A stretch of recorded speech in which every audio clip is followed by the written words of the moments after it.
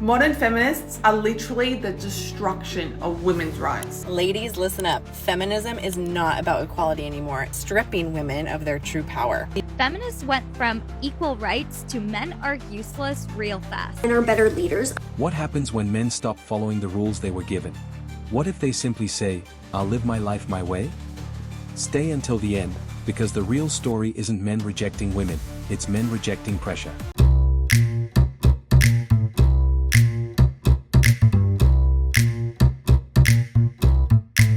Ladies, listen up. Feminism is not about equality anymore. It's about tearing down men and stripping women of their true power. The original idea of feminism was about giving women equal rights, the ability to vote, work, and have a voice. But somewhere along the way, it turned toxic. Modern feminism today tells women to hate men, reject families, and act like the very thing they claim to be fighting against. And here's the truth. Feminism didn't make women stronger. It made them miserable. It convinced women that being feminine is weak, that being nurturing, loving, and wanting a husband and kids somehow makes you less. That is not strength. That is pure confusion. Femininity is powerful. A feminine woman knows how to elevate her man, create peace in her home, and stand firm in her values without trying to be a man. Feminism breeds resentment. Femininity creates harmony, and that's the difference that nobody wants to admit. Ladies, you do not gain power by competing with the guys. You gain power by being fully feminine and letting men lead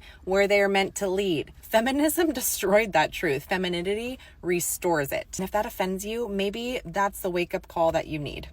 For years, society told men what success was supposed to look like. Get a career, get married, provide, settle down, start a family. And for many men, that path still works. But others are asking a different question. What if I don't want that life? That question is becoming louder. And that's where things get interesting. Fuck the 21st century. Because what do you mean? I just fucking lifted 4 bags of like 40 pounds of sand. 2 bags of coarse, of fucking mulch that were also 30 pounds each. And a big thing of pine shavings. 5 different fucking men park next to me, like around my area. Seeing me actually fucking like, barely be able to lift this shit. Look at me and keep walking. Not even ask to fucking help. Men now have more ways to live independently. They can build careers, start businesses, travel, buy homes, invest, build friendships, focus on fitness, and simply enjoy their own company. Marriage is no longer the only path to adulthood. And dating isn't automatically a requirement for happiness. But here's the part that gets overlooked. This isn't necessarily about men hating women. It's about men becoming more willing to choose what works for them. And that changes the entire dating dynamic. Because what happens when the person expected to chase stops chasing? That's when the real tension begins. And if you think that's the biggest change happening, wait. Because money and independence are only one piece of this. The biggest shift is happening inside men's expectations. My husband told another man today, if you actually feel that way about women, we are never speaking again, ever. And the guy that he was talking to backtracked real quick. My husband called me on the way home from work today and he goes, I have to tell you about this conversation I had. So I guess him and this other guy were having a conversation. It started about street interviewers. And he had watched this video of the street interviewer harassing this woman, and this woman was wearing this cute little short sundress. And the conversation steered. He goes, I don't understand why women, the other guy said this, I don't understand why women wear stuff like that and then get mad when they get attention. My husband said, it doesn't matter what they're wearing. Women shouldn't be harassed because they're wearing something. He goes, yeah, but they're just screaming for attention and then they turn around and get mad when you give it to them. My husband was like, they could be walking around and you don't have the authority to harass them. How would you like it if people harassed you like that? He was like, well, I wouldn't like it, but if I was wearing something that called for it. Anyways, my husband and this man went around in circles, and he said by the end of it, he was like, I could not believe what he was saying. And he said that he goes, you thinking like this and speaking like this is perpetuating culture. You misogynistic piece of So the guy backtracked, right? He was like, I was just, sometimes I like to play devil's advocate. I don't really think that way. And my husband was like, playing devil's advocate, you have to warn people when you play devil's advocate. And I think you're gaslighting me. I think you're upset that I called you out on your shitty behavior. And the guy was like, well, you know, I'm just old school. I'm older. He was like, unlearn that shit. Just because you come from a different generation doesn't give you the authority to be a piece of shit. Unlearn it. So I'm sitting in the car and I'm listening to him tell me all of this, and I'm like, damn. I said, you know I'm really proud of you, right? I said, I'm really fucking proud of you. And thank you. Thanks. Locker room talk isn't very fun, is it? A man who once felt pressure to find someone may now think differently. Instead of asking, how do I get a girlfriend? He may ask, does this relationship actually improve my life? That's a completely different question, and it changes everything. Some men are no longer impressed by attention alone. They want compatibility, respect, peace, trust, and genuine connection. If those things aren't there, walking away becomes easier. Being single isn't automatically considered failure anymore. For some men, it's simply an option. And having options changes behavior. Modern feminists are literally the destruction of women's rights. You think you gotta compete with men to be equal? I don't need a man, I'm strong, I make my own money, I'm a boss bitch. That's not true. We are literally single-handedly destroying our feminine superpowers. We gotta learn to embrace who we are and understand that the balance between men and women is what creates real strength. We all have a role to play to make a balanced society. Women are trying to fight and compete with men is like a goldfish trying to fight a shark. It's illogical and biologically impossible. Let's accept our nature and accept our differences. We gotta embrace our softness, our nurturing side, our intuition. If a man knows he's responsible and he doesn't abuse that power, and when a woman truly embraces her qualities, they're a powerhouse. They're absolutely unstoppable. Behind every great man is an even better woman. We all want a strong man. You can deny it all you like, but deep down, this is what every woman wants. Dating apps made meeting people easier, but they also created new problems. Ghosting, burnout, endless swiping, mixed signals, choice overload, and constant comparison. After enough bad experiences, some people simply stop participating. Not because they can't date, because they don't want to. That's an important distinction. A man choosing solitude isn't necessarily losing. He may believe he's gaining something. Time, money, freedom, privacy, peace. And once someone becomes comfortable alone, desperation disappears. But here's where this gets even more interesting.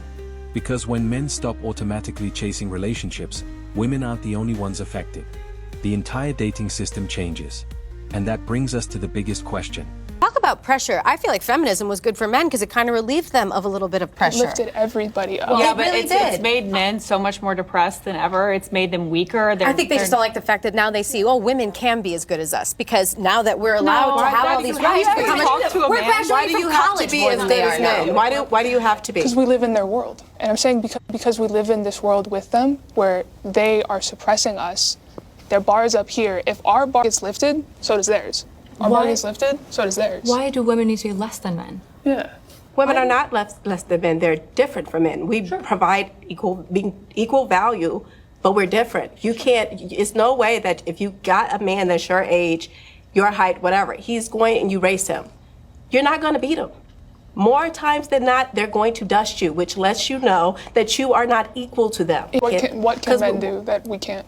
I mean, men build everything. We don't. Men protect us. They fight wars. We don't. What do they protect us from? Other men? No, women have always fought in wars.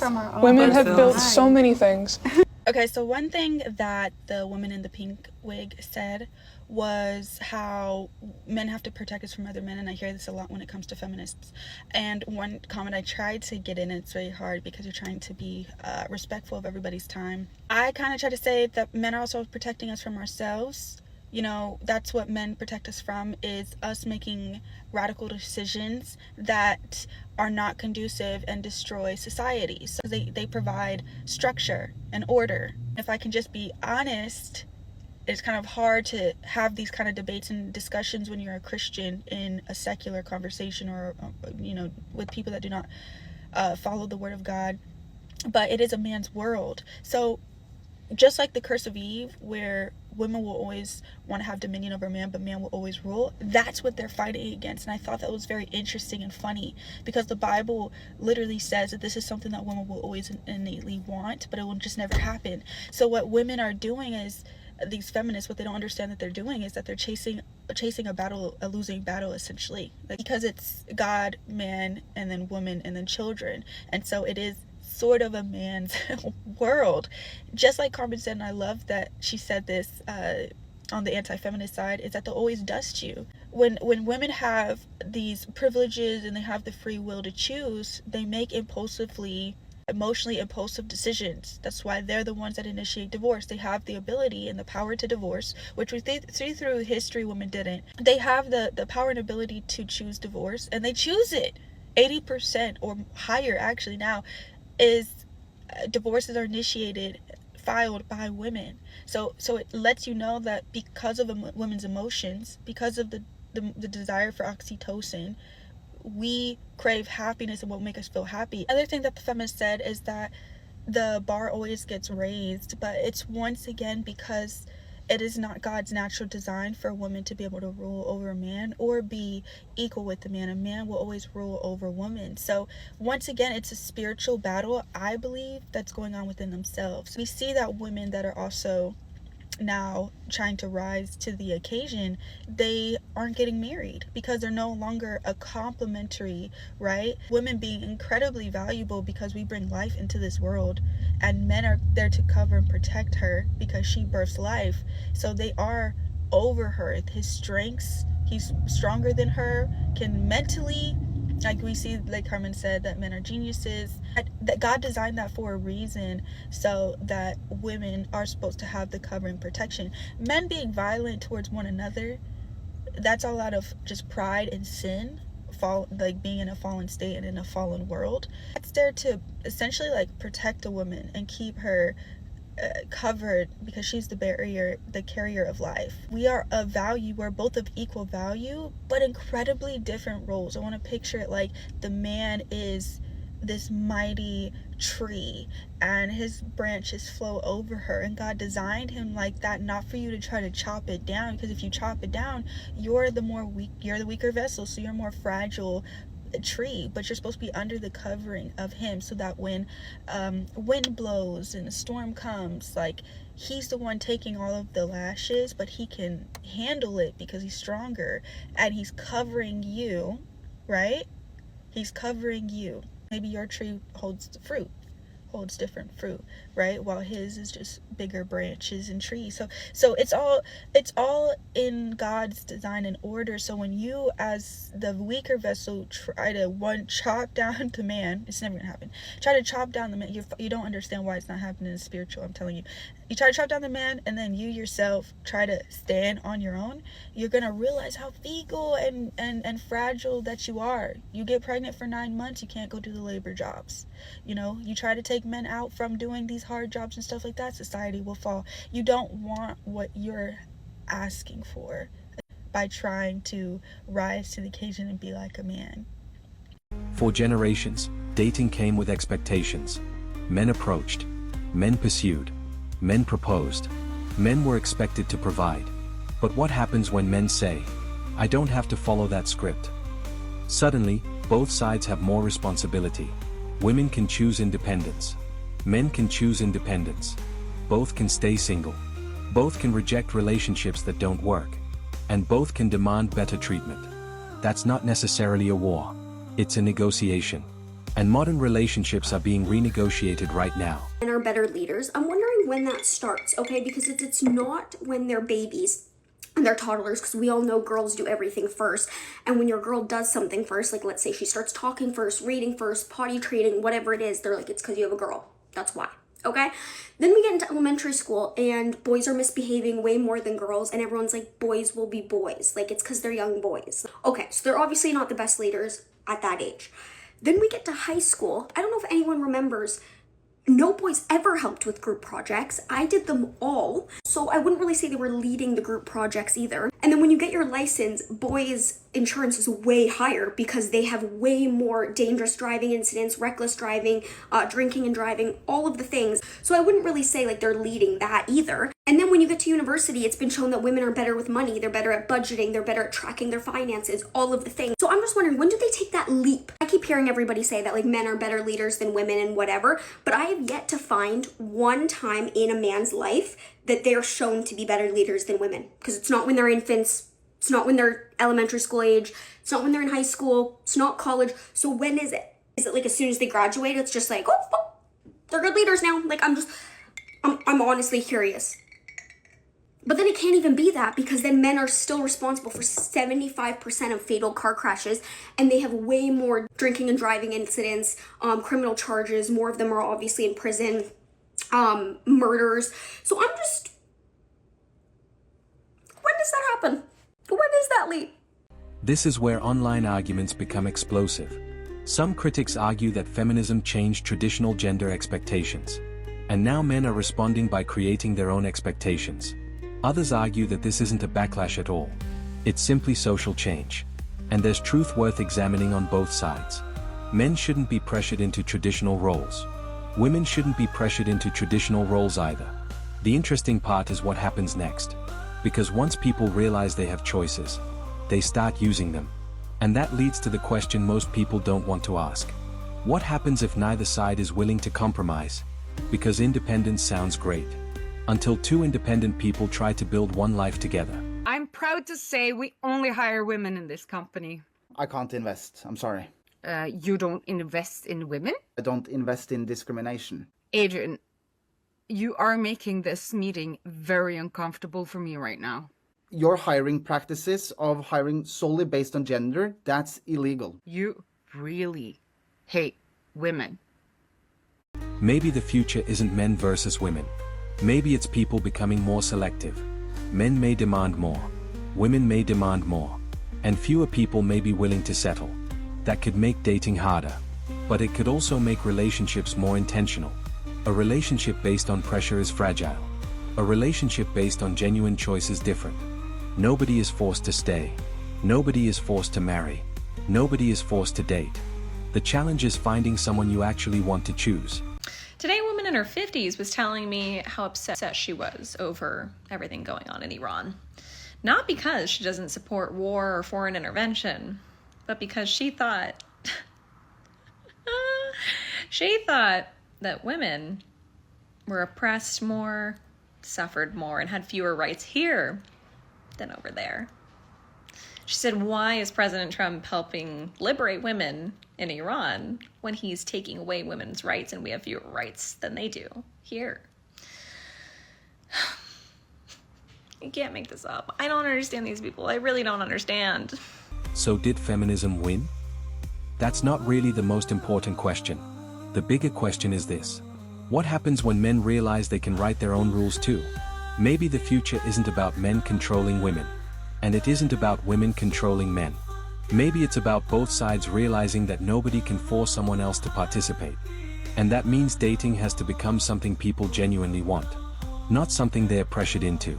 Feminists went from equal rights to men are useless real fast. This is why feminism is a cancer to women in society and is poisoning their mind into thinking that submitting to your husband means you're subordinate. That's not what submission means. A woman is supposed to be a man's helper, but most women don't like hearing this because they actually want to be in control. Husbands are called to love their wife as Christ loved the church. It's a hierarchy, and submission exists so that the husband can lead in marriage. You can't have two people leading at the same time. As a woman, it is so important to surrender to God and trust your husband to lead you with God. Do not listen to the cancer that is feminism. So tell me honestly, are men finally making their own rules, or is modern dating simply going through another phase? And if men keep choosing independence, do you think relationships will eventually adapt? Drop your opinion in the comments. If you enjoyed this discussion, Like the video, subscribe to the channel, and turn on notifications. Because this conversation is only getting started. Men stopped playing by the rules, and now everyone's freaking out. Let's break down why silence has become the loudest movement.